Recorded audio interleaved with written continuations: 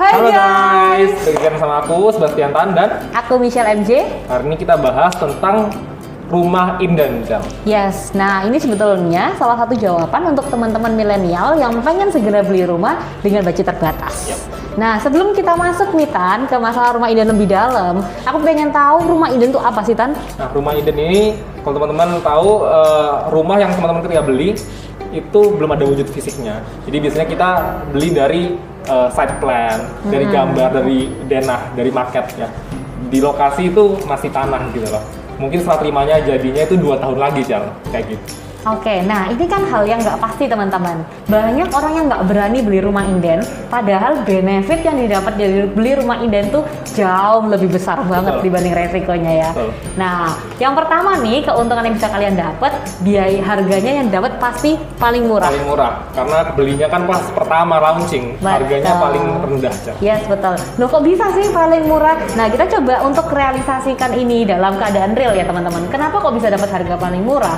Karena kalian beli ketika saat rencana gitu. Jadi anggapannya di satu sisi selaku developer pun juga merasa tidak dirugikan karena pasti rumah ini kejual kalau nanti udah dibangun gitu. Jadi mereka berani untuk kasih harga lebih murah. Betul. Gitu.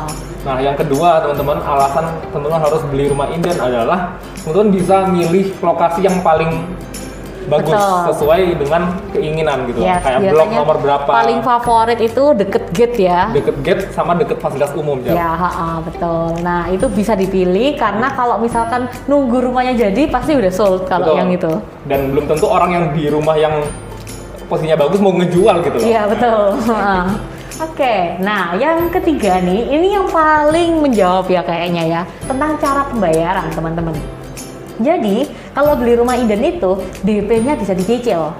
Dan teman-teman bisa rencanakan lah istilahnya selama 2-3 tahun ke depan, dan sebelum masuk KPR pun direncanakan. Jadi KPR itu nggak bingung, Cel. Iya, betul. Udah direncanakan dengan baik keuangannya, jadi KPR kemungkinan besar lebih bisa di ACC. Iya, lebih besar dia kemungkinannya untuk di ACC.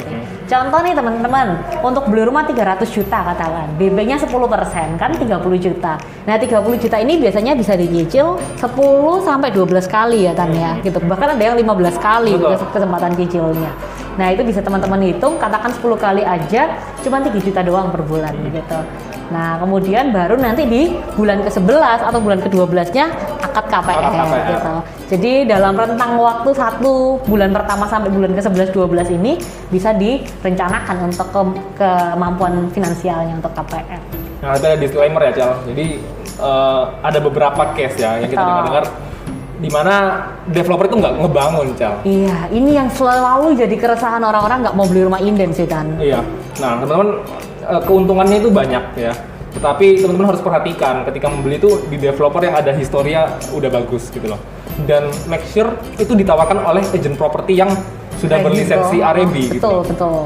Jadi mereka ada pertanggungjawaban karena itu kan mempengaruhi reputasinya mereka gitu loh. Betul. Kayak gitu sih. Karena kalian ini kan anggapannya beli mimpi ya, beli rencana gitu loh. Jadi kalau misalkan kalian tidak mengecek dengan baik siapa developernya atau agent yang menawarkan ke kalian ternyata bukan agent yang terdaftar di REB, nah ya teman-teman di sini potensi untuk proyeknya tidak dibangun atau uangnya hangus itu sangat besar gitu. Seperti itu.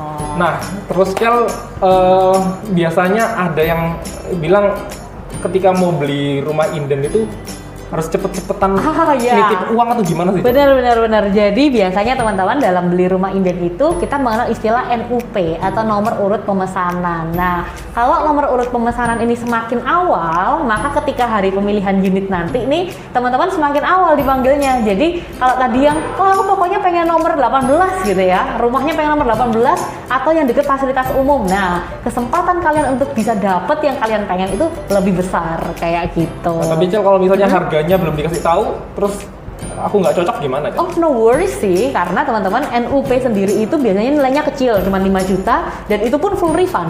Jadi katakan hari nih dikasih price list dan kalian, loh kok mahal banget ya ternyata gitu, karena biasanya diiklankan kan cuma harga estimasi 300 jutaan gitu. Nah, ternyata 380. Teman-teman nggak cocok, tinggal di cancel aja, minta di refund. Nggak ada resiko ya? Nggak ada resiko gitu sih. Justru lebih besar keuntungannya. Menurut kamu gimana sih Tan?